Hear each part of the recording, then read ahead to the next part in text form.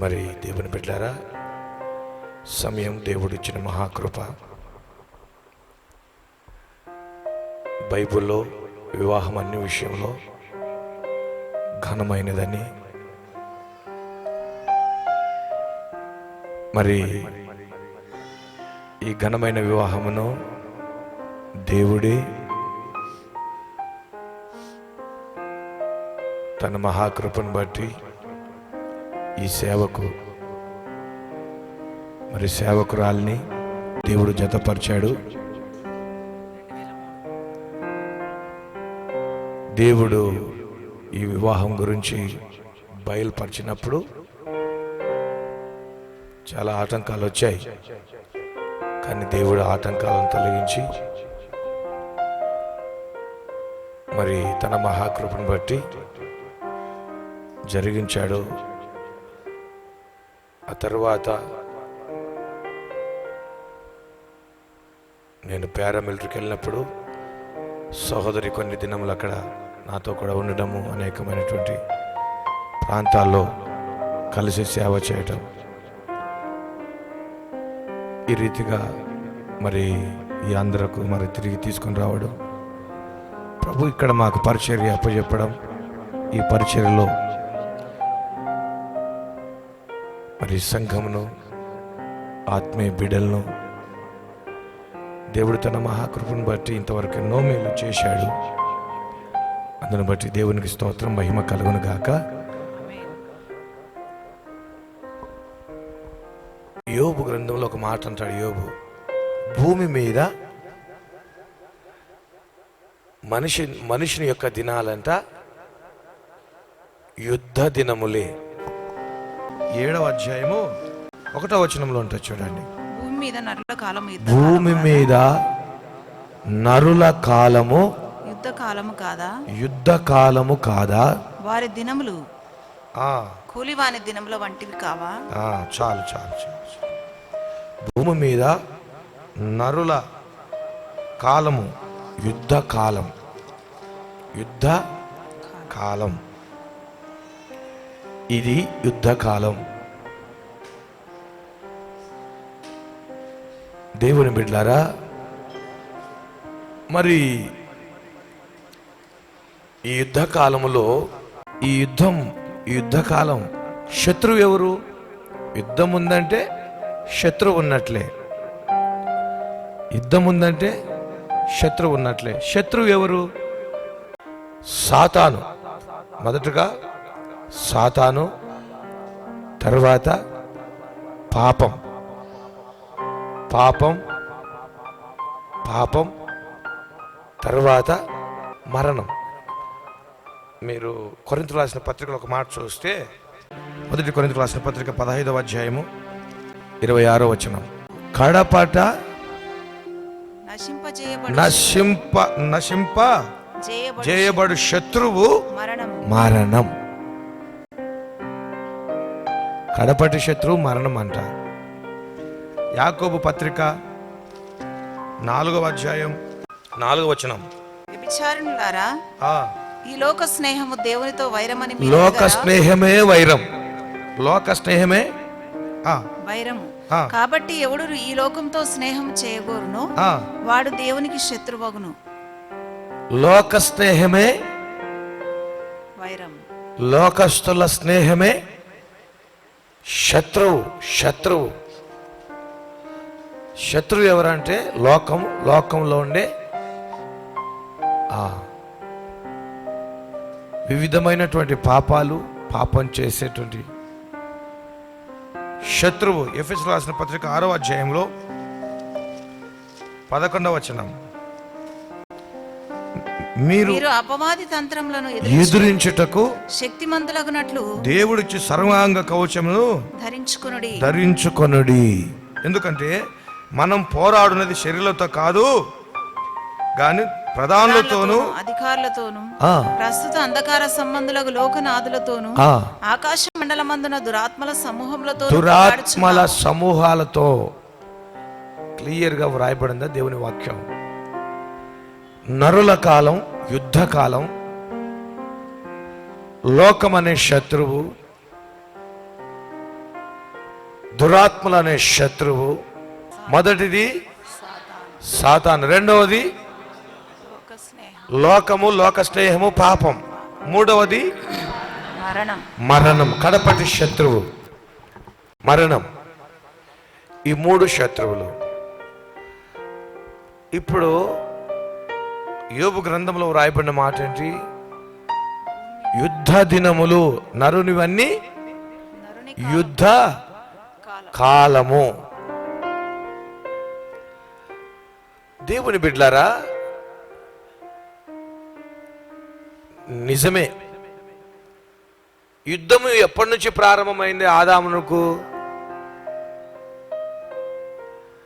ఆదాముకు యుద్ధం ఎప్పటి నుంచి ప్రారంభమైంది? స్త్రీ వచనాల నుంచి యుద్ధం ప్రారంభమైంది కదా.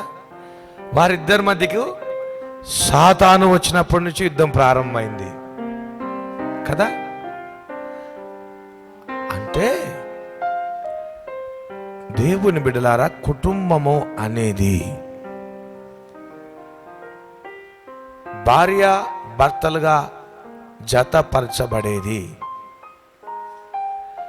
వివాహము అంటే అంటే మంచి, వాహం అంటే భారం, మంచి భారం. కాకపోతే అందులో చాలా యుద్ధాలు మొట్టమొదటిగా ప్రారంభమవుతాయి. ఈ యుద్ధాలు ప్రారంభం కావడానికి కారణం సాతాను, లోకస్తులు, లోకం, పాపం.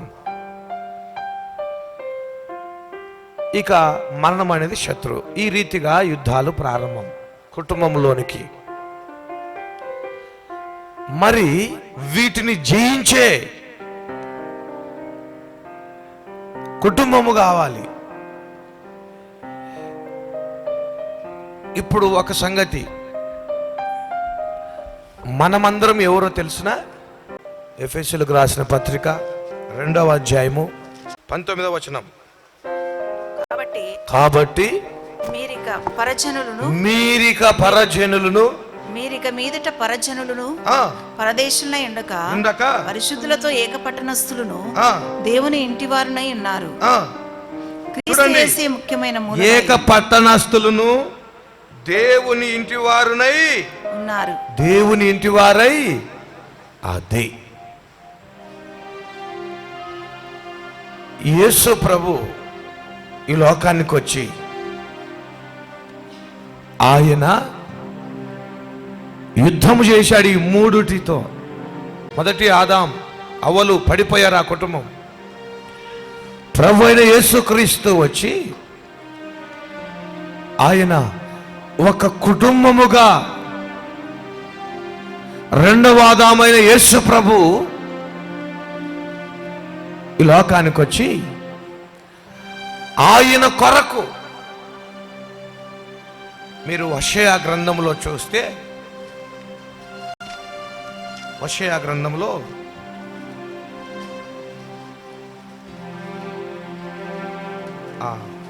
2వ అధ్యాయం 19వ వచనం. నీవు నిత్యము నాకుండునట్లుగా నేను నీతిని బట్టి తీర్పు తీర్చుట వలనను దయాదాక్షిణ్యములు చూపుట వలనను నిన్ను ప్రధానము చేసుకొందును. నీవు యెహోవాని ఎరుగునట్లు నేను నమ్మకమును బట్టి నిన్ను ప్రధానం చేసుకొందును. హల్లెలూయా, హల్లెలూయా. ప్రభువైన యేసుక్రీస్తు వచ్చాడు. ఏ రీతిగా ఆదాము గాయపరచబడి ఆయన ఎముక తీసి స్త్రీగా చేశాడో, యేసు ప్రభు కూడా మన కొరకు గాయపరచబడి ఆయన గాయాలలో నుండి తీయబడిన ఎముక, ఆ ఎముకే హవ్వ, ఆ ఎముకే సంఘం, ఆ ఎముకే పెళ్లి కుమార్తె. ఆయనతో వివాహము చేసుకోవడానికి, ఆయనతో ప్రదానం చేయడానికి, దేవుని బిడ్డలారా, ఆయన కుటుంబంలో ఉండడానికి యేసు ప్రభు ఇదిగో ఆ సాతానుని, ఆ లోకాన్ని, మరణాన్ని జయించాడు. ఈ లోకములో దుఃఖ దినములు, యుద్ధ దినము లాంటివంట ఈ లోకం. నరుని యొక్క కాలం అంతా యుద్ధం. కొంతమంది ఎంత నోరు కొట్టుకున్నా ఎప్పుడు పోతుందా ఈ బాధలు, కర్మలు అంటే కొట్టుకున్నంత మాత్రాన పోవు. నెత్తి కొట్టుకుంటే పోవు, బండ కొట్టుకుంటే పోవు, కొట్లాడితే పోవు, తిట్లాడితే పోవు. కొంతమంది రోజుకొక యుద్ధంలాగా ఉంటుంది. అది భర్తతో కావచ్చు, భార్యతో కావచ్చు, పిల్లలతో కావచ్చు, అప్పుతో కావచ్చు, రోగంతో కావచ్చు, ఇరుగు పొరుగు వారితో కావచ్చు, సంఘములు కావచ్చు, బయట కావచ్చు. నిజంగా ఒక యుద్ధములాగానే ఉంటుంది. అయితే ఈ దినం ప్రభు హెచ్చరిస్తున్నాడు, ఈ యుద్ధ దినము లాంటి కాలములో కుటుంబంలో దేవుని బిడ్డలారా జయము ఎప్పుడు కలుగుతుంది? ఆ కుటుంబం ఆశీర్వాదించబడాలన్నా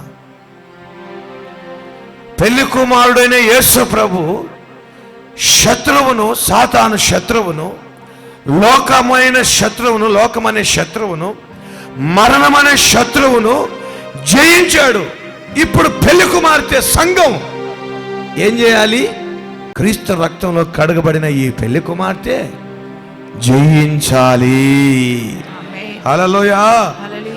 అందుకనే ఆ సామెతలో కూడా ఒక మంచి మాట వ్రాయబడింది. ఏమంటే సామెతల గ్రంథము 30వ అధ్యాయము 19వ వచనం, నా బుద్ధికి మించినవి 3 కలవు, నేను గ్రహింపలేనివి 4 కలవు. నా బుద్ధికి మించినవి 3 అంట. నేను గ్రహింపలేనివి 4 కలవు. మొట్టమొదటి ఏంటంట? అంతరిక్షమున పక్షిరాజు జాడ. నిజమే, మన బుద్ధికి గ్రహించుకోలేం మించినవి. దాని జాడ అనగా దాని రోడ్డు ఆకాశంలో ఎక్కడ ఉంటుందో తెలీదు, ఎలా వెళ్తుందో తెలీదు. అలాగే బండ మీద సర్పము జాడ. బండ అనగా యేసుక్రీస్తు, బండ అనగా యేసుక్రీస్తు. అందుకే యేసు ప్రభు ఉపదేశం చేసేటప్పుడు ఏం చెప్పాడు? మత్తయి సువార్తలో 7వ అధ్యాయము 24వ వచనం, కాబట్టి ఈ నా మాటలు విని వాటి చొప్పున చేయు ప్రతి వాడు బండ మీద తన ఇల్లు కట్టుకొనిన బుద్ధిమంతుని పోలియుండును. అది ఆ బండ క్రీస్తు అని వ్రాయబడింది. ఆ బండ మీద అనగా ఆయనతో మనము,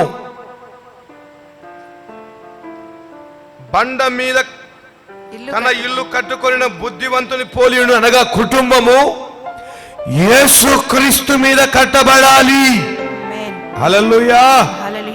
యేసు ప్రభు యొక్క మాటల మీద కట్టబడాలి. లేకపోతే ఎవరు వస్తారు? యేసు ప్రభు మాటలు మన ఇంట్లో, మన గృహంలో లేకపోతే బండ మీద సర్పము ఏ రీతిగా ప్రవేశిస్తుందో అది ఎవరికి తెలియదు. అలాగే భర్త నుంచి, భార్య నుంచి, పిల్లల నుంచి, ఇరుగు పొరుగు వారి నుంచి ఎవరి నుంచి వస్తుందో అర్థం కాదు. ఆ పాము, ఆ సర్పము, సాతాను. సర్పము దేనికి గుర్తంటే సాతానుకు గుర్తు. సాతాను అనే శత్రువు నీ ఇంట్లోకి, నీ ఆత్మీయ జీవితంలోనికి, సంఘములోనికి, దేవుని బిడ్డలారా కుటుంబంలోనికి, సంఘములోనికి కంటి కనబడకుండా, అయ్యో ఆ బ్రదర్ బాగుండనే బాప్తీసం తీసుకునే సాక్ష్యం కూడా చెప్పా, తర్వాత ఏమైపోయా? బండ మీద, దేవుని మాటల మీద నిలబడలేదు.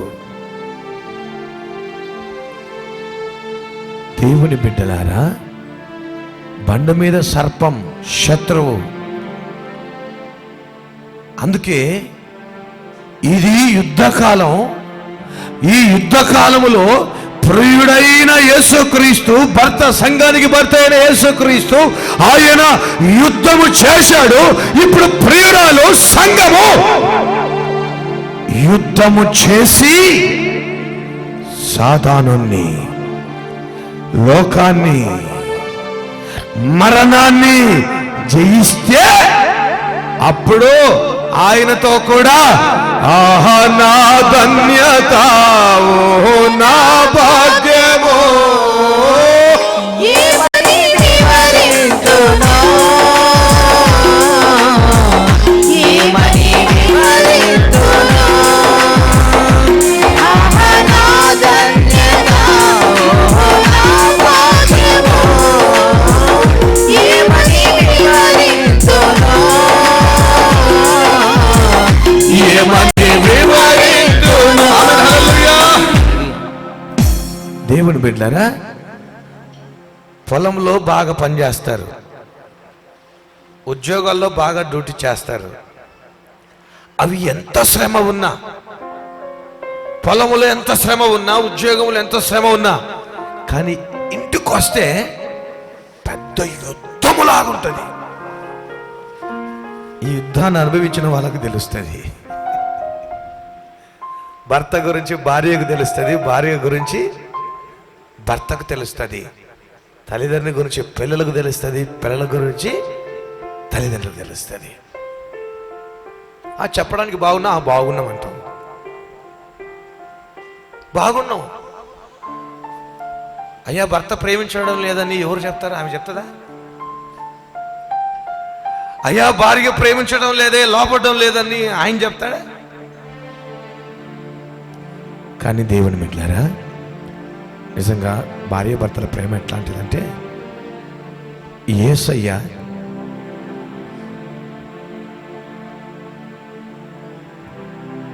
తన ప్రియురాలైన సంఘం, భార్య అయిన సంఘమును గురించి ఎక్కడా కూడా కించపరిచి, ఎక్కడ కూడా సంఘమును గురించి బయట వేరే రీతిగా ఎక్కడా చెప్పడు. Praise the Lord. హల్లెలూయా. 16వ అధ్యాయం మత్తయి సువార్తలో పాతాళ ద్వారములు,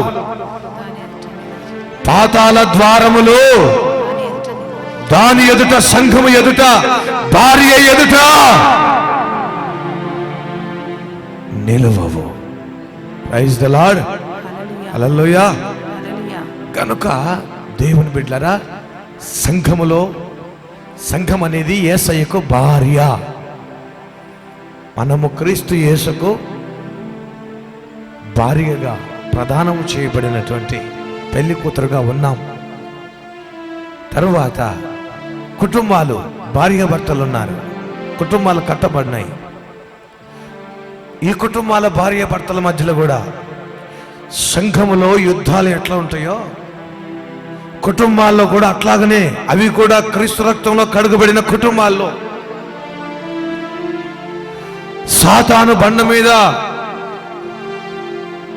సర్పములాగా రావాలని శత విధాలుగా ప్రయత్నం చేస్తూనే ఉంటుంది. జాడ కనపడదు, ఎట్లా వస్తుందో అర్థం కాదు. లాస్ట్కి అంత అయిపోయిన తర్వాత సారీలే, తప్పదుగా, ఆయన తెచ్చి పెట్టక తప్పదు, ఈమె వండక తప్పదు, ఒకరికొకరు మళ్ళీ తినిపించుకోక తప్పదు. కానీ కొన్ని అర్థం కాని పరిస్థితులు చాలా ఉంటాయి. యుద్ధం యుద్ధం యుద్ధం యుద్ధం. యోబుకు కూడా యుద్ధమే. బయట ఎంతనో పని చేసి వస్తారు, ఇంటికి వచ్చే లోపల భరించలేకపోతారు. ఒక యుద్ధం లాగుంటుంది. అయితే దేవుని బిడ్డలారా, పెళ్లి కుమారుడిని యేసయ్య జయించాడు. ఇప్పుడు ఒక 3 విషయాలు మీరు జాగ్రత్తగా గమనించండి.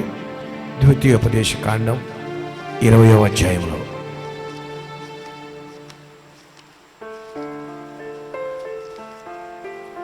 20వ అధ్యాయంలో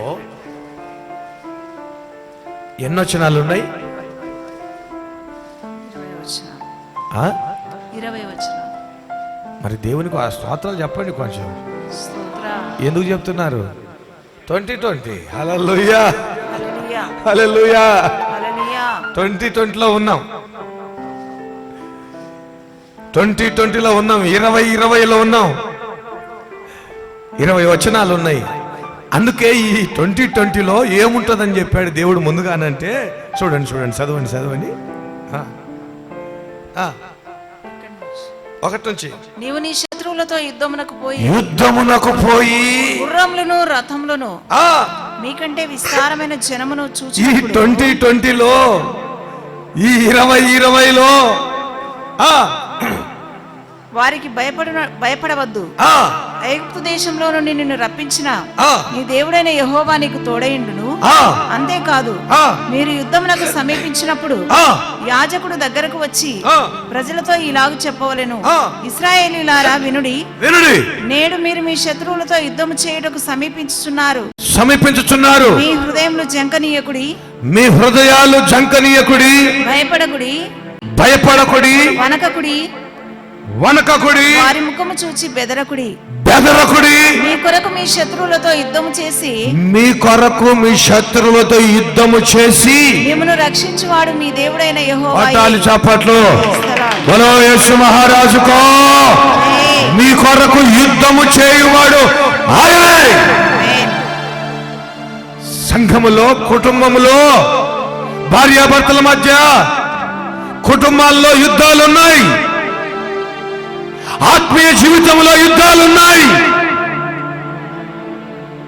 ఇదిగో ఈ యుద్ధాలు నీకు జయం కలగాలంటే, ఈ యుద్ధాలలో నీకు జయం కలగాలంటే, నువ్వు జయించాలి అంటే నీకు జయం ఎక్కడ ఎవరిస్తారంటే, నేనే మీకు జయమునిస్తాను. మీరు చేయవలసిందేంటి? భయపడకుడి, జడియకుడి, వనకకుడి, మీ హృదయాలను జంకనీయకూడదంట. ఈ 2020లో మీరు జాగ్రత్తగా చూస్తే 3 పారాగ్రాఫ్లు ఉన్నాయి. ఈ 3 పారాగ్రాఫ్లలో దేవుడు మొదట ఏం చెప్పాడంటే, మీకు యుద్ధాలున్నాయి. యోబు కూడా అదే చెప్తున్నాడు. నరుని ఆయుష్ కాలమంతా యుద్ధంలే. నువ్వు ఐఏఎస్ అయినా యుద్ధమే, ఐపీఎస్ అయినా యుద్ధమే, డాక్టర్ అయినా యుద్ధమే, యాక్టర్ అయినా యుద్ధమే, ధనమున్నా యుద్ధమే, ధనము లేకపోయినా యుద్ధమే. మనిషి యొక్క కాలమంతా కూడా యుద్ధం. కాకపోతే యుద్ధములో పోరాటం, శత్రువు వివిధ రూపాల్లో ఉంటాయి. మన భారతదేశం సైనికులైతే చైనా వాళ్ళతో యుద్ధం చేస్తున్నారు, పాకిస్తాన్ వాళ్ళతో యుద్ధం జరుగుతుంది. అట్లాగే కొందరు సారాయితో యుద్ధం వదులుకోవాలనుకుంటారు, వదులుకోలేకపోతారు. కొందరు సిగరెట్లతో యుద్ధం వదులుకోవాలనుకుంటారు, వదులుకోలేకపోతారు. సెల్ ఫోన్లతో యుద్ధం, చూడకూడదని పాడేస్తారు. ఒక వారమే 31st నైట్ లాస్ట్ అంటారు, ఒక వారం తర్వాత మళ్ళీ ఫస్ట్ అంటారు, తర్వాత మళ్ళీ ఎట్లా నా సెల్ నాకు ఎట్లా వదులుకోవాలనుకుంటారు, వదులుకోలేరు. సీరియల్, సినిమాలు. దేవుని బిడ్డారా, నిజమే, రోగం అనేది ఒక యుద్ధమే. పాకిస్తాన్ బార్డర్ కానీ, చైనా బార్డర్ కానీ, ఇలాంటి రాత్రి వేళల్లో కూడా తుపాకులు అనుక్షణం పక్కలోనే, అనుక్షణం భయం, యుద్ధం. శత్రువు ఏ సమయంలో వస్తాడో తెలియని పరిస్థితి. అట్లాగే దేవుని బిడ్డలారా, రోగాలతో ఒక యుద్ధం. ఏమైపోతుందో ఏమో, సమస్యలను బట్టి నా బ్రతుకు ఏమైపోతుందో, పరిస్థితులను బట్టి ఏమైపోతుందో, ఇలా నిత్యము మన యొక్క బ్రతుకు దినములన్నీ కూడా యుద్ధ కాలములే. అయితే ఈ యుద్ధములో జయము కలగాలంటే ఏమి చెయ్యాలనో, యుద్ధములో జయం కలగాలంటే, కుటుంబములో జయము కలిగి సమాధానం కలిగి ఉండాలంటే, సంఘములో జయము కలిగి సమాధానం కలిగి ఉండాలంటే ఏమి చెయ్యాలనో, మనం పోరాడుతున్నటువంటి పోరాటముల్లో వీటన్నిటిలో మనకు జయం కలగాలంటే ముందు యుద్ధానికి వెళ్ళే వ్యక్తి ఎలా ఉండాలనో తెలియపరిచే సందేశమే ఈ 2020, ఈ 2020. హల్లెలూయా. ఈ 20వ అధ్యాయము, ఈ 20 వచనాలు. Praise the Lord. Hallelujah. Hallelujah. దేవుని బిడ్డలారా, మొదటిగా ప్రభు ఏం చెప్పాడు? యుద్ధానికి వెళ్ళే ముందు చూడండి, నీవు నీ శత్రువులతో యుద్ధమున 5వ వచనం, భయపడొద్దండి, జడియొద్దండి, ధైర్యంగా ఉండని చెప్పాడు. ఆ తర్వాత మరియు నాయకులు జనులతో చెప్పవలసినది ఏమనగా, క్రొత్త ఇల్లు కట్టుకున్నవాడు. నాయకుల్లారా, సేవకుల్లారా, మీరు ఏం చెప్పాలంట? క్రొత్త ఇల్లు కట్టుకున్నవాడు, క్రొత్త ఇల్లు కట్టుకొనినవాడు గృహప్రవేశము కాకమునుపే, గృహప్రవేశము కాకమునిపే యుద్ధంలో చనిపోయిన ఎడల, యుద్ధములో చనిపోతే వేరొకడు దానిలో ప్రవేశించును గనుక అట్టివాడు తన ఇంటికి తిరిగి వెళ్ళవచ్చును. అట్టివాడు తన ఇంటికి తిరిగి వెళ్ళవచ్చును. మీకు అర్థమవుతుందా ఈ వాక్యం? దేవుని వాక్యం పాత నిబంధన ఛాయ అంటే నీడ, ఒరిజినల్ క్రొత్త నిబంధనలో దొరుకుతుంది మనకు. ఇక్కడ ఒక మిలిటరీ మ్యాన్ ఉన్నాడు అనుకోండి, ఉదాహరణకు మిలిటరీ మ్యాన్, ఈయనను మిలిటరీకి పంపాలా, ఈయనను మిలిటరీకి పంపాలి. మిలిటరీకి పోతావా? Praise the Lord. హల్లెలూయా. మిలిటరీకి పోవాలంటే ఒక కొత్త ఇల్లు కట్టినాం, మనమే ఒక కొత్త ఇల్లు కట్టినాం. ఇప్పుడు దేవుని వాక్యం ఏమి సెలవిస్తుంది? క్రొత్త ఇల్లు కట్టుకున్నవాడు. ఈయన, నేను ఒక మాట అడుగుతాను, నిన్ను ఇండ్లు కట్టుకున్నాం, మిలిటరీకి పోతావా? కొత్త ఇండ్లు ఓపెనింగ్ చేసి పోతావా? ఓపెనింగ్ చేస్తావా? కొత్త ఇండ్లు ప్రతిష్ట చేసి పోతావా? కొట్టు చప్పట్లు. బోలో యేసు మహారాజుకో. గట్టి చెప్పాలి, కొంచెం మైక్ ఇస్తా. యుద్ధానికి పోయేటప్పుడు ఈ ఇండ్లు ప్రతిష్ట చేసి యుద్ధంలోకి వెళ్తావా, లేకపోతే ప్రతిష్ట చేయకుండానే యుద్ధంలోకి వెళ్తావా? ప్రతిష్ట చేసి యుద్ధంలోకి. మళ్ళీ ఒకసారి చెప్పాలి కొట్టండి. Praise the Lord. Hallelujah. Hallelujah. యుద్ధానికి పనికి వస్తాడు. అయితే మరొకసారి ఆ వచనం చదవండి. కొత్త ఇల్లు కట్టుకునేవాడు గృహప్రవేశము కాకమునుపే, గృహప్రవేశము కాకమునిపే యుద్ధంలో చనిపోయిన ఎడల వేరొకడు దానిలో ప్రవేశించు కనుక అట్టివాడు తన ఇంటికి తిరిగి వెళ్ళవచ్చును. అంటే ఈయన ఏం చేశాడు? యుద్ధానికి పోకుండా గృహప్రవేశం ప్రతిష్ట చేయాలని వచ్చాడు. ఎన్నికి తిరిగి ఈయన పోలేదు. అంటే దేవుని బిడ్డలారా, యుద్ధానికి పోవలసినటువంటి వ్యక్తికి ఉండవలసిన యోగ్యత ఏదంటే రోమా 12:1 చదవండి. కాబట్టి సహోదరులారా, పరిశుద్ధమును దేవునికి అనుకూలమునైన సజీవ సజీవ యాగముగా మీ శరీరములను ఆయనకు సమర్పించుకొనుడని మీ శరీరములను సజీవ యాగముగా ఆయనకు సమర్పించుకొనుడని దేవుని వాత్సల్యమును బట్టి మిమ్మల్ని బతిమాలుకొనుచున్నాను. సమర్పించుకోవడం అంటే అర్థం ఏంటి? ప్రతిష్ట చేసుకోవడము. హల్లెలూయా. హల్లెలూయా. అంటే దేవుని బిడ్డలారా, ఈ ఆత్మీయ అర్థం ఏంటంటే, ఇప్పుడు ఆ ఇంటిని మనం ఏ రీతిగా ప్రతిష్ట చేస్తామో అట్లాగనే ఈ ఆత్మ సంబంధమైన యుద్ధములో పెళ్లి కుమారుడైన యేసయ్యతో ఈ ఆత్మ సంబంధమైన యుద్ధములో కుటుంబం అనే యుద్ధం, భర్తతో భార్య భర్తతో వెళ్ళాలంటే ఆమె జీవితము ప్రతిష్ట చేసుకొని సమర్పించుకొని పూర్తిగా సమర్పించుకొని సంసారం అనే యుద్ధములోనికి వెళ్ళాలి. హల్లెలూయా. అలాగే ప్రభు అయిన యేసుక్రీస్తును, పెళ్లి కుమారుని ప్రభు అయిన యేసుక్రీస్తును ఆయనతో మనం వెళ్ళాలి అంటే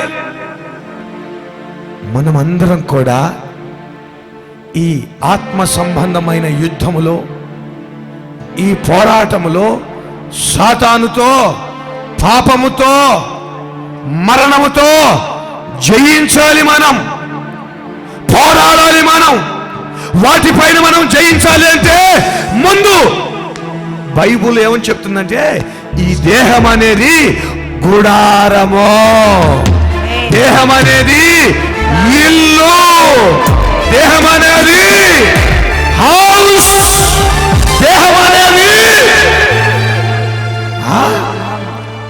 నివాస స్థలం. దీన్ని ఏం చేయాలా? Praise the Lord. విజయశీలుడైన యేసయ్యకు, విజయశీలుడా నా ప్రాణ ప్రియుడా, కృతజ్ఞతతో నేను స్తుతించెదను. విజయశీలుడా నా ప్రాణ ప్రియుడా, కృతజ్ఞతతో నేను స్తుతించెదను. నా యేసయ్యా నిన్ను వేడుకొనగా నా కార్యములన్నీయు సఫలము చేసితివి. విజయశీలుడా నా ప్రాణ ప్రియుడా, కృతజ్ఞతతో నేను స్తుతించెదను. ఆమేన్. హల్లెలూయా. హల్లెలూయా. దేవుని బిడ్డలారా, యేసయ్యను మనం వెంబడించాలి అంటే మన ప్రియుడైన ప్రభు మనకు ఏముండాలి? ప్రతిష్ఠితమైన జీవితము. ఈ శరీరాన్ని, ఈ కన్నును, సర్వ శరీరాన్ని భార్య భర్తకు, భార్య మీద అధికారం అంట. అలాగే ఈ సర్వ శరీరము, మనసులో చోటు, సమస్తాన్ని ఆయనకు మనము ప్రతిష్ట చేసినప్పుడే మన జీవితములో విజయము కలిగాలి. హల్లెలూయా. హల్లెలూయా. చాలా కుటుంబాల్లో ఎందుకు విజయము లేదు? చాలా కుటుంబాల్లో యుద్ధాలు ఎందుకు? చాలా కుటుంబాల్లో దేవుని బిడ్డలారా, కారణం సరి అయిన సమర్పణ జీవితం ఉండకపోవడమే.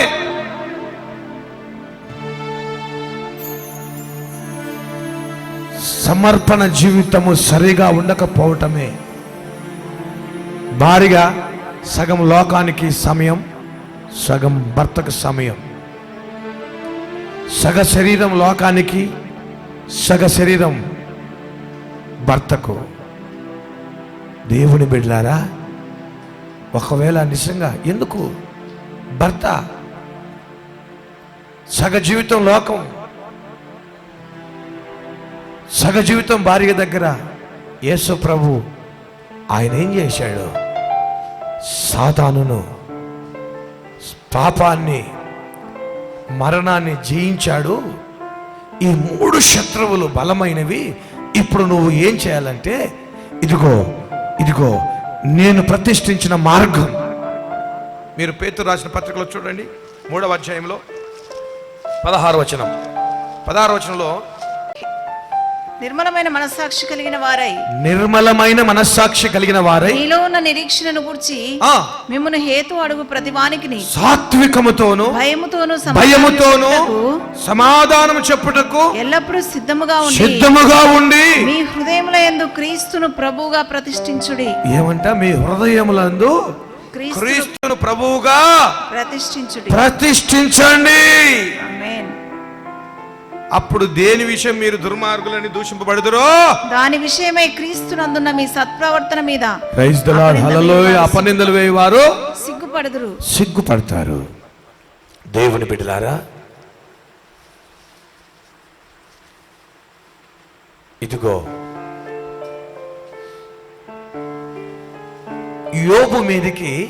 యోబు కుటుంబం మీదకి మీరు ఒక్కసారి అక్కడ గమనిస్తే, మీరు చూడండి పరిశుద్ధ గ్రంథం యోబు గ్రంథంలో 1వ అధ్యాయం. ఇక్కడ లోకం అనే శత్రువు, సాతాన్ అనే శత్రువు, పాపం అనే శత్రువు, సాతాన్ అనే శత్రువు, మరణం ఆవరించింది. కానీ ఈ యుద్ధములో యోబు ఒక్కటే మాట అన్నాడు, నా దేవుడు సజీవుడైన దేవుని నేను చూస్తాను. హల్లెలూయా. పూర్తిగా ఆయన కుటుంబం, సాతానుడు ఎవరిని టార్గెట్ చేశాడు? సాతానుడు ఎవరి కుటుంబాన్ని పాడు చేయాలనుకున్నాడు? సాతానుడు యోబు రాజ్యాన్ని కాదు, సాతానుడు పడగొట్టాలని ఎవరిని గురించి అనుకున్నాడు? యోబును కాదు, యోబు కుటుంబాన్ని పాడు చేయాలనుకున్నాడు. ఈరోజు దేవుని బిడ్డ, సాతాను పాపమనే శత్రువు, మరణమనే శత్రువు ఎవరిని పాడు చేయాలనుకుంటుంది? దేవుని బిడ్డల కుటుంబాలను. క్రీస్తు రక్తంలో కడగబడని అన్ని జనుల్లో సాతాను ప్రేరేపణలుండి, సాతానుడు వాళ్ళలో ఉండి వాళ్ళతో ప్రేరేపణ కలగజేసి మనల్ని, మన కుటుంబాన్ని, మన ఆత్మీయ జీవితాన్ని మనం ఊడిపోయేటట్లు చేసి, అందుకే చాలా మంది ప్రతిష్ట జీవితం ఉండదు. ప్రతిష్ట జీవితాన్ని 1 సంవత్సరం వరకు ఉంటారు, ఒక 6 నెలలు ఉంటారు, ఒక 3 నెలలు ఉంటారు. ఒక 3 నెలలకు మాత్రం పిలిచినప్పుడే సెకండ్లో దిగుతారు. 3 నెలల తర్వాత, ఉండు భాయ్, ఏమంత తొందర పాస్టర్ అన్న, ఏమంత చూసినావులే, 3 నెలల నుంచి చూస్తున్నావు.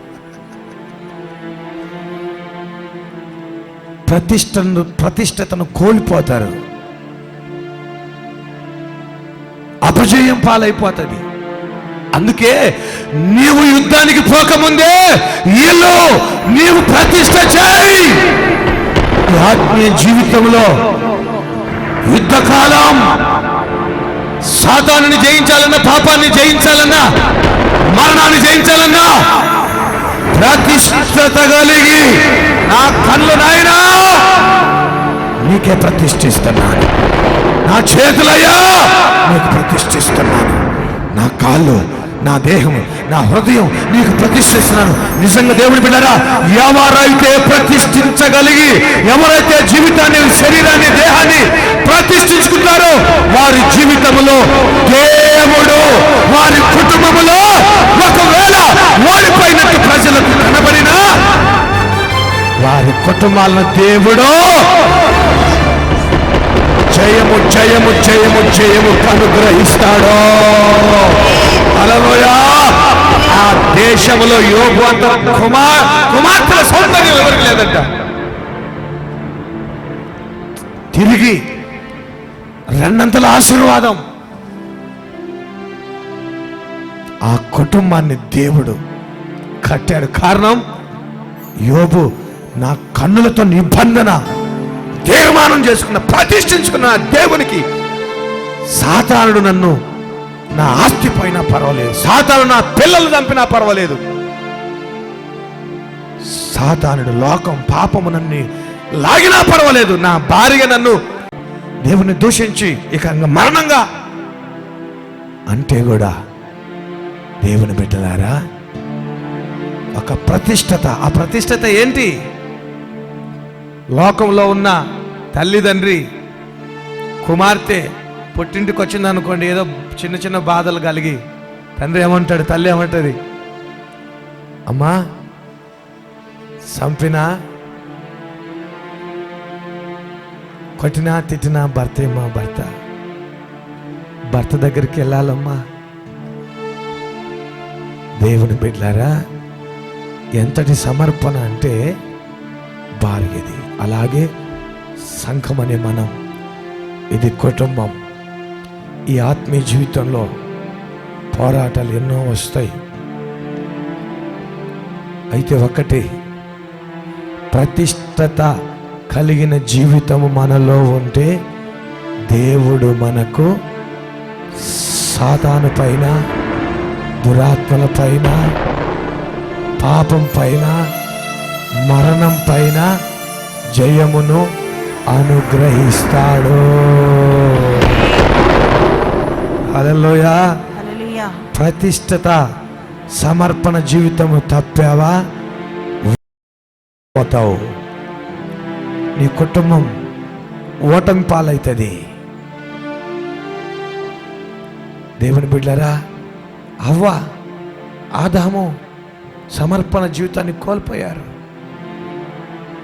కానీ యోబు చూడండి, సమర్పణ జీవితం కోల్పోలేదు. అందుకే ముందు ఇంటిని నువ్వు ఏం చేయాలి? ప్రతిష్ట చేయి. హల్లెలూయా. ఆత్మీయ జీవితాన్ని ప్రారంభించాలంటే ఒక సమర్పణ కలిగిన జీవితము, భర్త భార్యతో ప్రమాణాలు చేసి ఇక నా జీవితాంతం నీకు లోబడి ఉంటా, నా జీవితాంతం నిన్ను ప్రేమిస్తా, ఏ విధంగా కలిమి ఎందు లేమి ఎందు ఒక సమర్పణ కలిగి జీవిస్తారో దేవుని బిడ్డారా, అలాంటి సమర్పణ క్రీస్తు యేసుతో కలిగి మనం జీవిస్తే మన జీవితాల్లో జయమే జయమే, ఎల్లవేళల జయమే. నీవు నా పక్షమై ఉన్నావు గనుకే జయమే జయమే, ఎల్లవేళల జయమే. ఆమేన్. హల్లెలూయా. ప్రతిష్ట జీవితం ఎప్పుడైతే కోల్పోతావో అప్పుడు అపజయం అయిపోతావు. జాగ్రత్తగా పెట్టుకోండి. రెండవది 6వ వచనం చదవండి. ద్రాక్ష తోట వేసి ఇంకా దాని పండ్లు తినక, ఈడు పండ్లు తినలే, ఇంకా తోట వేశాడు, పండ్లు తినలే. ద్రాక్ష తోట వేసి ఇంకా దాని పండ్లు తినక, దాని పండ్లు తినక ఒకడు యుద్ధంలో చనిపోయిన ఎడల, ఈడు యుద్ధానికి వెళ్ళాలనుకుంటున్నాడు. తోట వేశాడు, తోట పండ్లు, ఇప్పుడు తోట ఉందిరా, పండ్లు కాయలే, ఇంకా కాస్తాయి అనుకో, రేపో మాపో ఒకవేళ. ఇప్పుడు నువ్వు యుద్ధంలోనికి వెళ్తావా, లేకపోతే పండ్లు అయ్యేంత వరకు ఉండి పండ్లు తిని యుద్ధానికి పోతావా? ఈడు పండ్లు తినిపోతాడు. Praise the Lord. హల్లెలూయా. కానీ చెప్పడం బాగానే చెప్పాడు, కరెక్టే చెప్పాడు. పండ్లు తినకుండా పోతే, ఒకవేళ వాడు యుద్ధంలో చనిపోతే వేరొకడు దాని పండ్లు తినను, వేరొకడు ఆ తోట పండ్లు తింటాడుగా, గనుక అట్టివాడును తన ఇంటికి తిరిగి వెళ్ళవచ్చును. ఇప్పుడు ఒకవేళ నాకు పండ్లు వద్దు యుద్ధమే అంటే వీడిని పంపిస్తుంటే వీడేం కావన్నాడు? పండ్లు తినాలని. అది అంటే ద్రాక్ష తోట, అక్కడ ఏమని రాయబడింది? ద్రాక్ష తోట వేసి. ద్రాక్ష తోట. ద్రాక్ష తోట అనేది యేసు ప్రభు నా పరలోకపు తండ్రి వ్యవసాయ కూడా నా పరలోకపు తండ్రి వ్యవసాయ కూడు నీ తోటలోనే ద్రాక్షవల్లితో నన్ను అంటుగాది స్థిరపరచావా జ్యోతిర్మయుడా నా ప్రాణ ప్రియుడా స్తుతి మహిమను నీకే. ఆమేన్. హల్లెలూయా. పండ్లు తినాలన్నాడు కాబట్టి యుద్ధానికి పోకముందు తినిపోతా అంటున్నాడు. రైట్, కూర్చో. Praise the Lord. Hallelujah. Hallelujah. అది ద్రాక్ష తోట అంటే ఇందాక పాట పాడినాడు కదా, ఏంటది? ద్రాక్ష తోట అంటే సంఘం, సంఘానికి గుర్తు. యేసు ప్రభు ఆయన జీవించిన రోజులలో తోటను గురించి ఏమన్నాడు? ఈ తోట నరికేతున యజమానుడు అంటే తోటమాలు ఏమంటాడు? అయ్యా అయ్యా ఇంకా ఈ సంవత్సరం ఇంకా ఎన్ని సంవత్సరాలు? 3 సంవత్సరాలు ఉండనేమో. దేవుని బిడ్డారా, తోట అనేది సంఘం.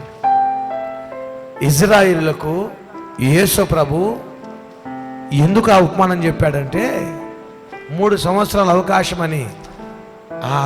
ఆ తోట ఇజ్రాయేలీలే యేసు ప్రభు సువార్త ప్రకటించేంత వరకు 3 సంవత్సరాల అవకాశం అన్నమాట.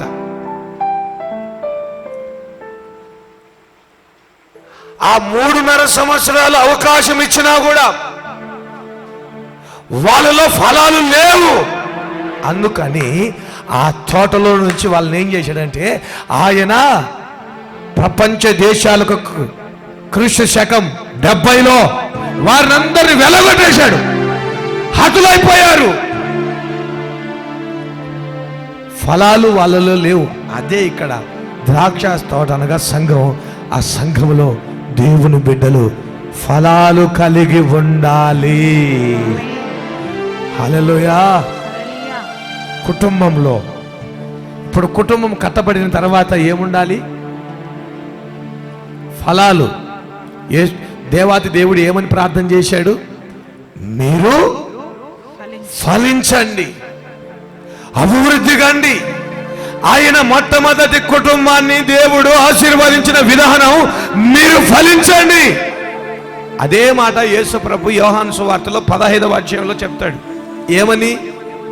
మీరు ఫలించడం. ఆదామ వాళ్ళు ఫలించండి అంటే వాళ్ళు ఫలించలే. ఇప్పుడు ఏమన్నాడు ఆయన? ఇప్పుడు నేనే వచ్చాను. ఇప్పుడు ఇంకా మీ కుటుంబంలోనికి, మీ గృహాల్లోనికి, మీ తోటలోనికి నేనే వచ్చాను. ఇప్పుడు నాతో కూడా మీరు నిలిచి ఉంటే మీరు బహుగా ఫలిస్తారు. ఆమేన్. హల్లెలూయా. హల్లెలూయా. మీరు నాతో కూడా దేవుని బిడ్డలారా, యేసయ్య మాట మన కుటుంబములో, యేసయ్య మాట మన సంఘములో ఉండాలి. యేసయ్య మాట మన జీవితంలో, ఈ గుడారం మన ఇంట్లో భార్యాభర్తల మధ్య, కుటుంబం మధ్య యేసయ్య మాట ఉండాలి. హల్లెలూయా. ఆయన ఉంటే మీరు బహుగా ఫలిస్తారు. ఆమేన్.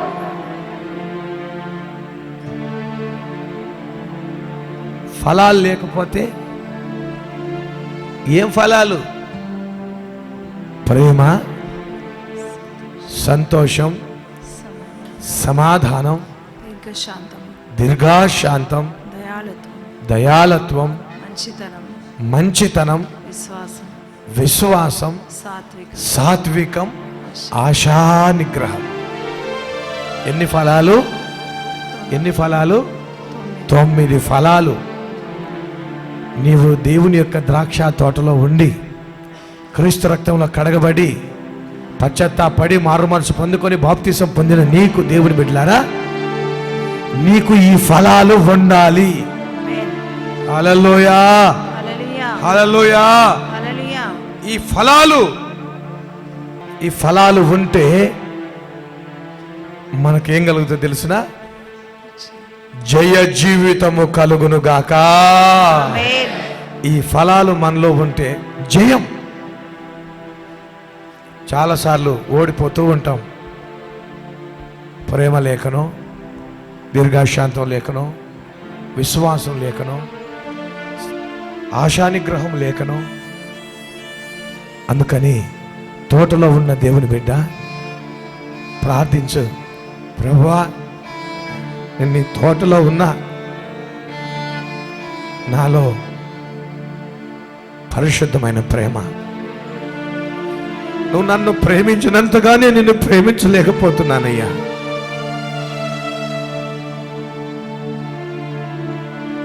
ఫలాలు లేని చెట్లు ఎట్లున్నాయో, మీ తోటలో ఫలాలు లేని చెట్లలాగున్నానయ్యా. నా ఆత్మీయ జీవితంలో ఎన్నోసార్లు జయించలేకపోతున్నాను. ఒక యుద్ధం లాంటిది. ఇదిగో ప్రభువా, ఈ ఆత్మీయ యుద్ధములో ఈ ఫలాలు కలిగిన వృక్షము ఫలాలు తిన్నట్లుగా ఈ ఫలాలు నా జీవితంలో ఉంటే, ఇదిగో ప్రభువా, నేను లోకంలో ఇప్పుడు సాతానుతో గాని, పాపముతో గాని, మరణంతో గాని యుద్ధానికి చేయడానికి వెళితే నాకు జయ జీవితము కలుగుతుంది. హల్లెలూయా.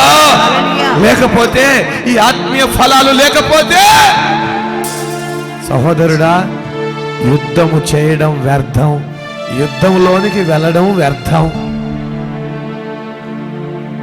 ఇక తుపాకీ పట్టుకోవాల్సిన అవసరం లేదు బైబుల్, ఇక ప్రార్థన చేయాల్సిన అవసరం లేదు.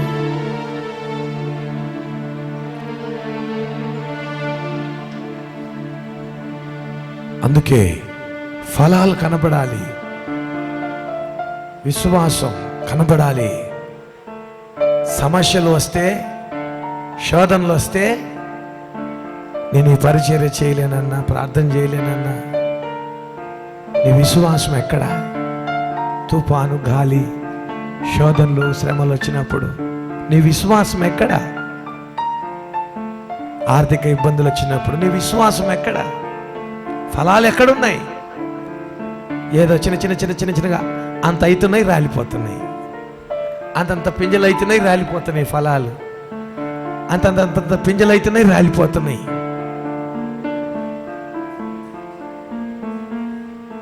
దేవుని బిడ్డ, దేవుడు మనతో సెలవిస్తున్నాడు, ఈ యుద్ధములో మనం వీటిని జయించాలి అంటే ఈ యుద్ధ రంగంలో ఉన్నాం. యుద్ధ దినములు మన మనస్సులను కట్టివేసుకుందాం. క్రీస్తు కొరకు ద్రాక్ష తోటలో వేయబడిన, నాటబడిన చెట్టు వలె ఉండి ఫలములు ఫలించు వారమై, ఫలములు ఎప్పుడైతే మనలో వస్తాయో అప్పుడు జయించగలుగుతాం. లేకపోతే సాతానుడు ఊరికి దొరికిపోతాం. సాతానుడు కాదు, పక్కనున్న వాళ్ళే వెంటనే అంటారు, ఏం బాబు మీకు విశ్వాసం ఎక్కడుంది? నీ విశ్వాసం ఏమైపోయింది? ఈ ఫలాలు లేకపోతే యుద్ధ రంగంలో మనము. అందుకే ప్రభువుని అడుగుదాం. ఈ 2020లో ఎన్నో శోధనల మధ్య ఉన్నాం. కొన్నిసార్లు ఆత్మలో బలహీనమైపోయి, ఆత్మ ఫలాలు లేక, విశ్వాసం లేక, సహించుకునే సాత్వికం లేక, ఆశానిగ్రహం లేక, కొన్నిసార్లు దేవుని బిడ్డలారా అపజయం జీవితం ఉన్నది. ఈ ఫలాలు ప్రభువా నాకు దయచేయి, ఈ ఫలాలు నాలో లేవయ్యా, కనీసం గంట ప్రార్థన చేయడానికి కూడా నాకాడ ఓపిక లేదయ్యా, మీ ప్రేమను గురించి ఇతరులకు ప్రకటించడానికి కూడా నాలో లేదయ్యా. శోధన వస్తే జయించడానికి నాలో శక్తి సరిపోవటం లేదయ్యా. నేను ప్రార్థించలేకపోతున్నాను. దీర్ఘశాంతం కలిగి కోపం వస్తుంది. ఎంతకాలం ఈ శోధన, ఎంతకాలం ఈ రోగం, ఎంతకాలం ఈ బాధ, ఎంతకాలం ఈ అప్పులు, చస్తే బాగుంటుంది అని కొన్నిసార్లు సహించుకోలేకపోతున్నానయ్యా. కొన్నిసార్లు దేవుని బిడ్డలారా, మనలో ఈ ఫలాలు లేకపోవటం వల్ల కృంగిపోతూ ఉంటాం. అయితే ఈ ఫలాలు ఉంటే యుద్ధం యెహోవాదే. నువ్వు ఏమి చేయాల్సిన పని లేదు. ఈ ఫలాలుంటే చాలు. మా దేవుడు మా పక్షమున ఉండగా మాకు విరోధి ఎవడు? మా దేవుడు మా పక్షమున ఉండగా మాకు విరోధి ఎవడు? జీవము గల సైన్యముగా సాతాను నోడించుము. జీవము గల దేవుని సైన్యముగా సాతాను నోడించుము. యుద్ధం యెహోవాదే, రక్షణ యెహోవాదే, ఘనత యెహోవాదే, మహిమా యెహోవాదే. యుద్ధం యెహోవాదే, మహిమా యెహోవాదే.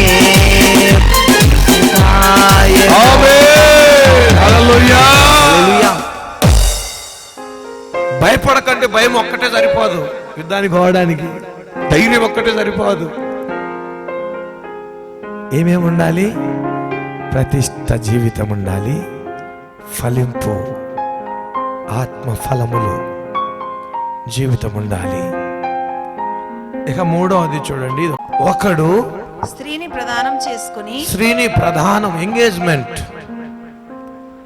ప్రధానము చేసుకొని, ఆమెను ఇంకను పరిగ్రహింపక మునుపే, ఇంకా పెళ్లి చేసుకోలే, ప్రధానం మాట అయింది, ఇచ్చిపుచ్చుకోవటం అయింది. మా అమ్మాయిని మీ అబ్బాయికి ఇస్తాం, మీ అబ్బాయిని మా అమ్మాయికి ఇస్తాం. ప్రదానం చేయబడింది.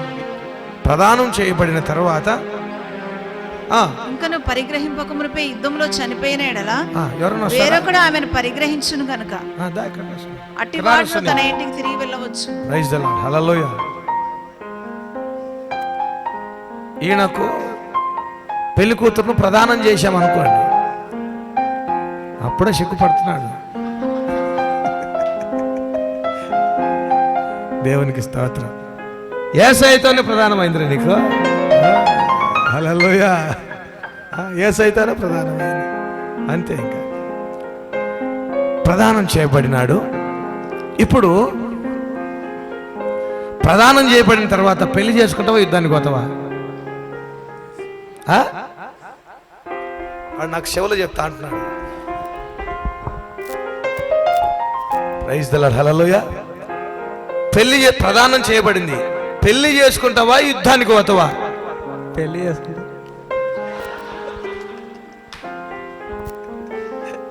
యుద్ధం వద్దా? వద్దా. ప్రైజ్ ద లార్డ్, హల్లెలూయా. వాక్యానికి అనుగుణంగానే పరిశుద్ధాత్మ దేవుడు పలికిస్తున్నాడు మాట. రైట్, చాలా సంతోషం. ఎందుకంటే యుద్ధానికి వెళ్తే ప్రదానం చేసుకొని యుద్ధానికి వెళ్తే ఇక్కడ ఏమి మాట ఇచ్చి మేము చేసుకుంటాం మా అబ్బాయికి, మేము అమ్మాయి నిబంధన మాట ఏం చేసుకుంటాం? ఒక మాట ఖరారు చేసుకోవాలని చెప్తా చూడండి. నిబంధన ప్రదానం చేసుకోవడం అంటే మాట ఖరారు. అయితే మాట ఖరారు చేసుకొని పోయి సస్తే యుద్ధంలో ఈ అమ్మాయిని ఇంకొకటి చేసుకుంటారు, అది బాగుంటుందా? కనుక నువ్వు యుద్ధమే చాలిచ్చి ఒకవేళ భయపడి ఇదిగుంటే నువ్వేం చేస్తావు? పోయి పెళ్లి చేసుకొని, ప్రైజ్ ద లార్డ్, హల్లెలూయా, హల్లెలూయా. అంటే దేవుని బిడ్డలారా, మనం హోషేయ గ్రంథం ఇందాక చదివినాం, మరొక్కసారి చదువుదాం. 2వ అధ్యాయం 19వ వచనం. నీవు నిత్యము నాకున్నట్లుగా నేను నీతిని బట్టి తీర్పు తీర్చుట వల్లను దయాదాక్షిణ్యములు చూపుట వల్లను నిన్ను ప్రధానం చేసుకొందును. నిన్ను ప్రధానము చేసుకొందును. నీవు యెహోవాని ఎరుగునట్లు నేను నమ్మకమును బట్టి నిన్ను ప్రధానము చేసుకొందును. హల్లెలూయా. హల్లెలూయా. అంటే దేవుని బిడ్డలారా, దేవుడు మాట ఇస్తున్నాడు. మాట మనం కూడా ఈ యుద్ధములో, ఈ ఆత్మీయ యుద్ధములో బాప్తీసాలప్పుడు నిబంధన చేసుకోండి. ఎట్లా నిబంధన చేసుకుంటారు? ప్రభువా సచ్చినా నీ కొరకే చేస్తాం, బ్రతికినా నీ కొరకే బ్రతుకుతాం.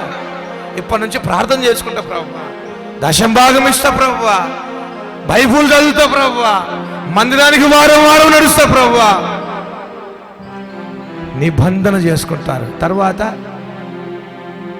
ఇక పెళ్లి కూతుర్లు మళ్ళా బొట్లు పెట్టుకొని తిరుగుతారు.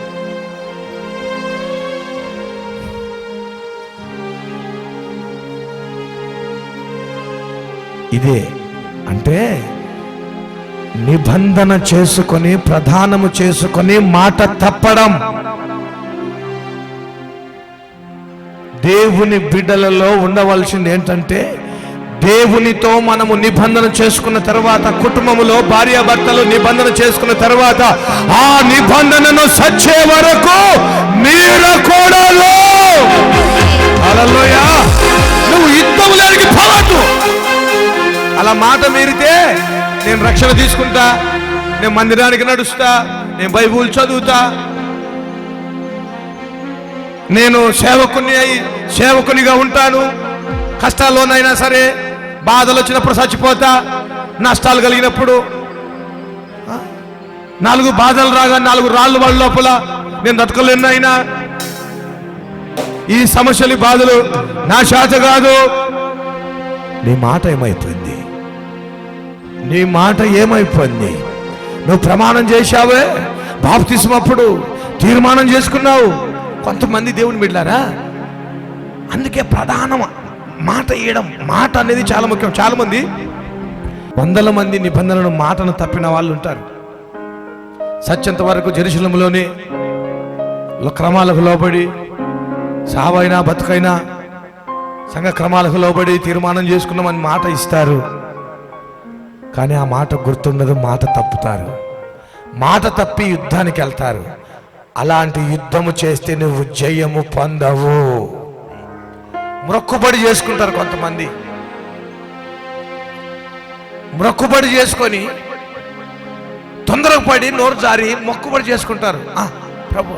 ప్రభా నేను ఫలాన్ని ఇస్తా, ప్రభా కేజీ బంగారు ఇస్తా, 1/2 తులం వెండి ఇస్తా. మొక్కుబడి చేసుకున్న తర్వాత ఆ మొక్కుబడి తీర్చుకుని ఉంటారు. అందుకే దేవుని దగ్గర నిబంధన చేసుకున్నప్పుడు, మొక్కుబడి అయినా నిబంధన అయినా, మాట ఇచ్చిన తర్వాత దేవుని బిడ్డలారా, ఆ ప్రధానత్వమును, ఆ మాటను మనము నిలుపుకుంటే దేవుడు మనకు జయమునిస్తాడు. హల్లెలూయా. ఒకవేళ మాట తప్పే పని అయితే దేవునికి మాట ఎప్పటికీ ఇవ్వకూడదు. ఏదే కానీ, ప్రభా నేను బ్రతుకుతా, ప్రభా నీ కొరకు జీవిస్తా, ప్రభా నేను నీకు అది ఇస్తా, ప్రభా ఇది చేస్తా, ప్రభా కూర్చున్నాను. ఎప్పటికీ మాట.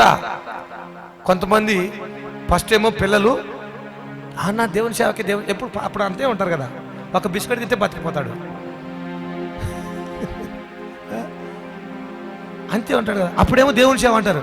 వాళ్ళు చదివి నల్ల కళ్ళ దళ పెట్టుకొని, జీన్స్ ప్యాంట్ వేసుకొని, సటలు నడుచుకుంటా, బైకుల మీద బుర్రని తిరుక్కుంటా, కార్లలో తిరుక్కుంటా, బాగా చదివి బస్ స్టాప్. అప్పుడేమంటారంటే కాన్సోర్ తోచు.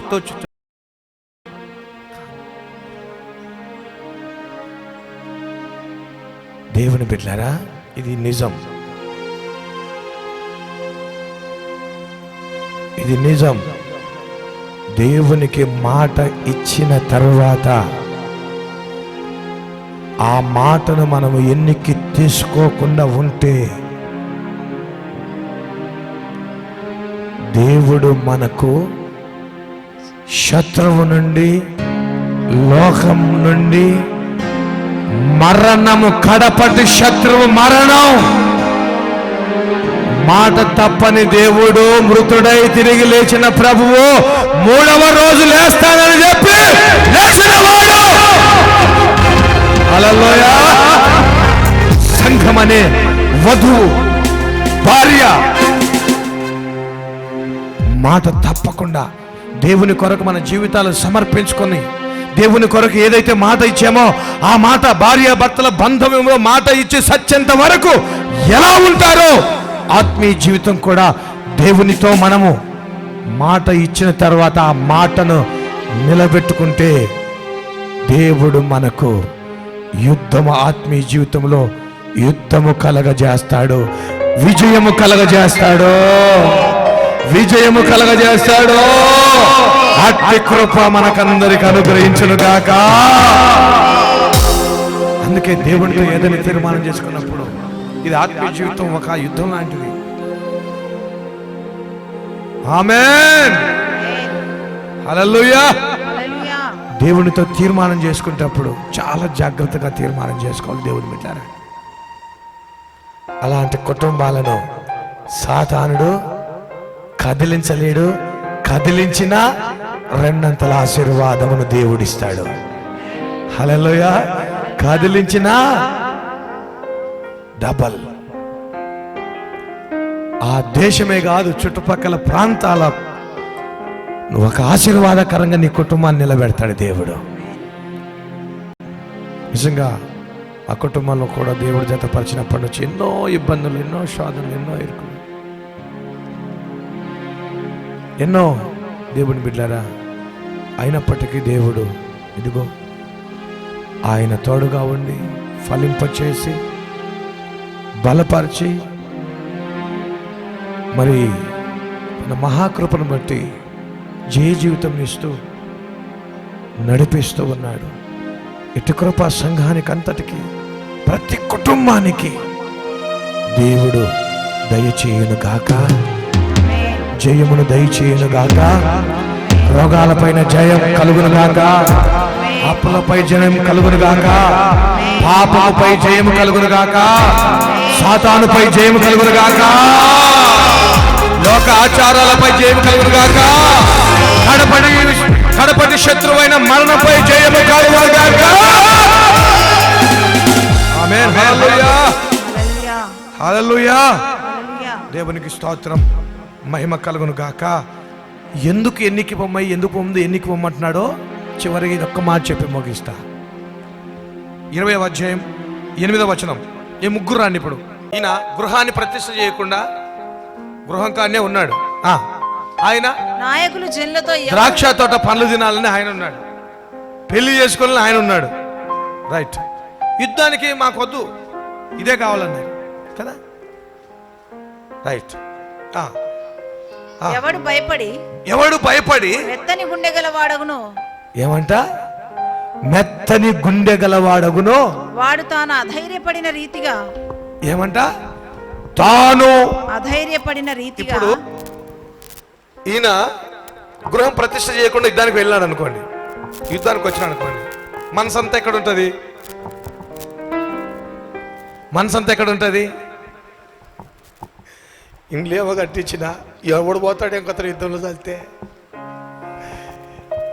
ఇంగ్లేమో కట్టించా, ఇంగ్లేమో పెట్టొచ్చా? ఈ పక్కనున్న వాళ్ళకి చెప్తుంటాడు ఏమని? అరే ఇండ్లు 50 లక్షలు పెట్టి కట్టించారా, 20 లక్షలు పెట్టి కట్టించా, ఏమోరా అయ్యాక నాకు భయం అవుతుందిరా, ఏమైపోతామోరా. పక్కనోడు ఏమైపోతాడు? దేవుని బిడ్డలారా బలహీనమైపోతాడు. అందుకే పక్కనోళ్ళను అధైర్యపరుస్తారు వీళ్ళని. వీళ్ళు యుద్ధానికి పోకుండానే ప్రతిష్టత లేకపోతే ప్రతిష్టత చేసి పో, లేకపోతే ఇంటికానే ఉండు. నీకు ఫలింపు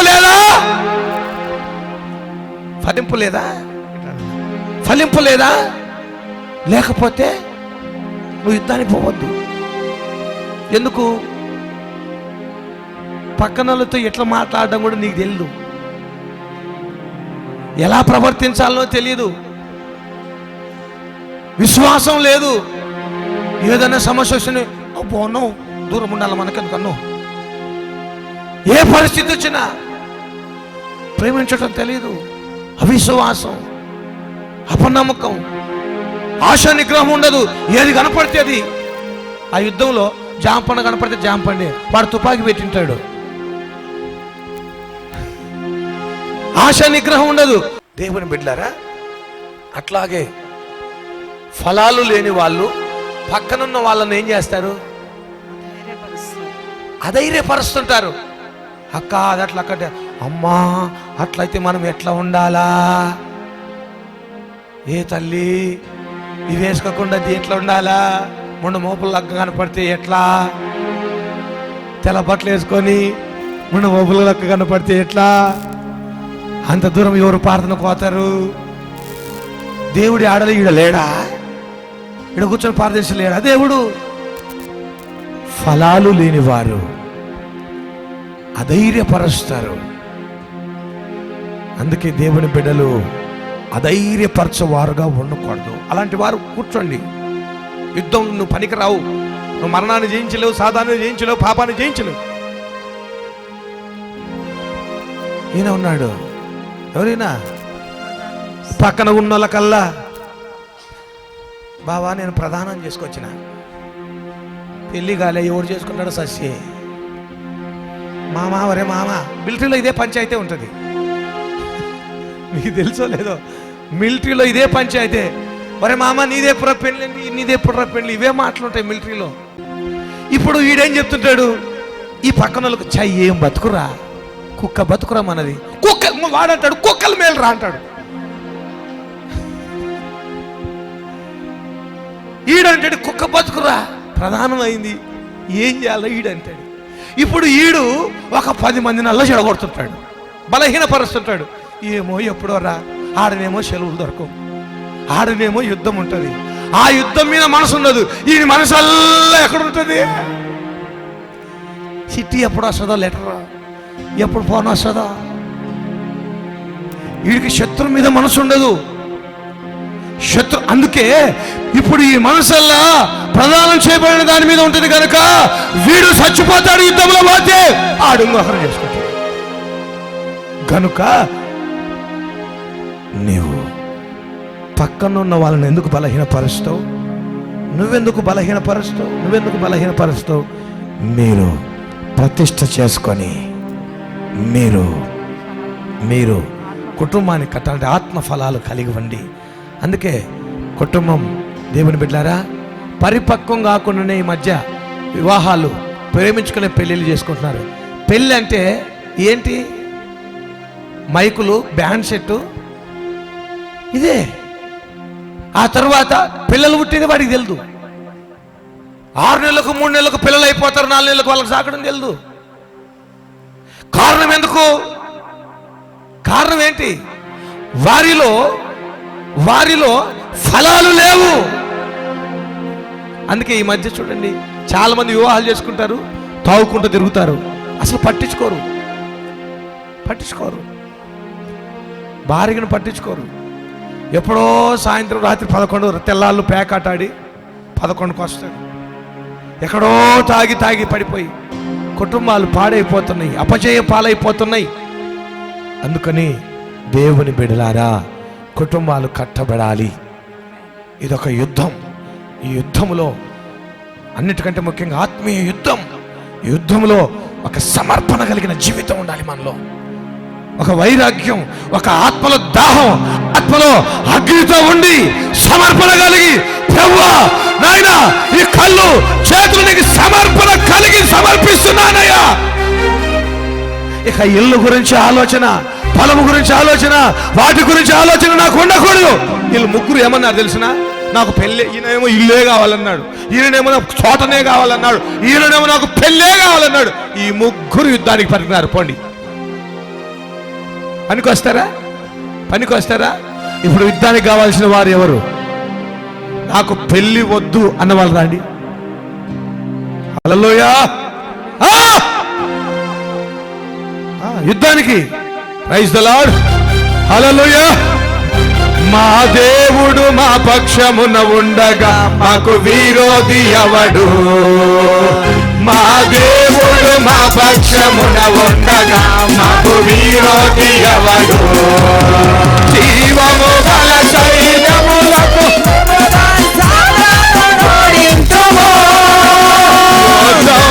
యెహోవాదే, రక్షణ యెహోవాదే, జయం యెహోవాదే, మహిమా యెహోవాదే, యోధం యెహోవాదే, రక్షణ యెహోవాదే, మహిమా యెహోవాదే, ఘనత యెహోవాదే. ఆమేన్, హల్లెలూయా. హల్లెలూయా. ఇప్పుడు ఇంటి మీద ఆలోచన ఉంటుందా? ఓపెనింగ్ చేయాలి ఇల్లు అని ఉంటుందా? ఫలాలు తోట వేసి వచ్చిన పండ్లు ఏమైపోయానో ఎవరు తినరు, ఇంటి పక్కల వాళ్ళు తెలుసుకొని తినరు. ఆలోచన ఉంటుందా? ఈ పక్కనున్నోన్ని పోయి ఏమన్నా నా పెళ్ళి ఎప్పుడైతే అంటాడా? ఏమంటాడు? నా ప్రభువు, నా ప్రభువు, నా ప్రభువు యేసయ్యా, నా ప్రియా, ఎప్పుడో నిరాడ సమయం, ఎప్పుడో నిరాకడ సమయం, యేసయ్యా నా ప్రియా. హల్లెలూయా. ఎన్ని శోధనలు వచ్చినా యుద్ధంలో, ఎన్ని పాములు వచ్చినా, ఎన్ని తుపాకీ గుండు వచ్చినా, ఎన్ని పల్లెలు పోట్లు పడిచినా, మరపురాని నిందలో మనసున మండే మంటే, ఎన్ని అవమానాలు వచ్చినా, ఎన్ని మమతను చూపిన నీ శిలువలో. ఆమేన్, హల్లెలూయా. ఎవరు గుర్తుకొస్తారు? అందుకే దేవుని బిడ్డ, దేవుని వెంబడించాలంటే ఒక ప్రతిష్ఠ జీవితం కలిగి, ఒక సమర్పణ కలిగిన జీవితం కలిగి, ఫలింపు ఆత్మ ఫలములు కలిగినటువంటి ఫలములు కలిగి, ఇదిగో ఇచ్చిన మాట నెరవేర్చుకొనుటకు మనం ఆయనతో ప్రదానం చేయబడినాం. ఆయనతో ప్రదానం చేయబడినాం. ఇచ్చిన మాట నెరవేర్చుకొనుటకు నిలబడితే దేవుడు మన ద్వారా జయం అనుగ్రహిస్తాడు. హల్లెలూయా. హల్లెలూయా. జయము కలిగి జీవిస్తాం, స్వాధీనపరచుకుంటాం. ఏమని చెప్పాడు? మీరు తర్వాత అంతా చదువుకోండి. మీరు యుద్ధానికి వెళ్తే ఏం చేస్తారంట? స్వాధీనపరచుకుంటారు. శత్రువుల స్వాస్థ్యాన్ని, కొల్ల సొమ్ము, శత్రువుల భూములను, శత్రువుల ఆస్తి. చూడండి, అనేక ఆత్మలను సంపాదించుకుంటాం. ప్రభువు కొరకు అనేక ఆత్మలు సంపాదించుకోగలుగుతాం. మన ఉన్న ప్రాంతమే కాదు, గ్రామాలే కాదు, దేవుని బిడ్డలారా, అక్కడున్న ఆ గ్రామంలో ఉన్న చీకటి శక్తులన్నీ ఓడిపోతాయి.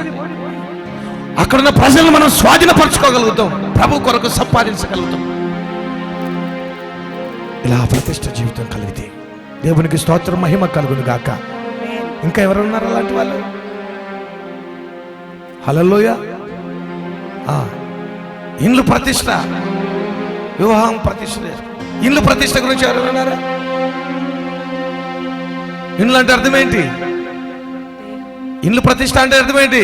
నా శరీరాన్ని, నా కాళ్ళను, నా తలపులను నేను ప్రతిష్ఠ చేసుకొని ఈ యుద్ధంలో ప్రవేశిస్తానన్న వాళ్ళు చేతులు ఎత్తలేదు. దేవుని కొరకు ఈ యుద్ధంలో గృహం అంటే ప్రతిష్ట. రెండవది, యుద్ధానికి వెళ్తున్నాం, ఫలములు ఫలించాలి.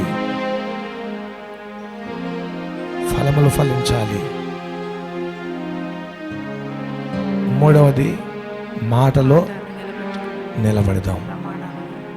దేవుడు మన ద్వారా జయమును, ఆయన కొరకు స్వాస్థ్యము సంపాదించుకోవడానికి ప్రభు మనలందరినీ ఈ యుద్ధ భూమిలో ఆయన వాడుకోబోతున్నాడు. హల్లెలూయా. ప్రార్థన చేసుకున్నాం.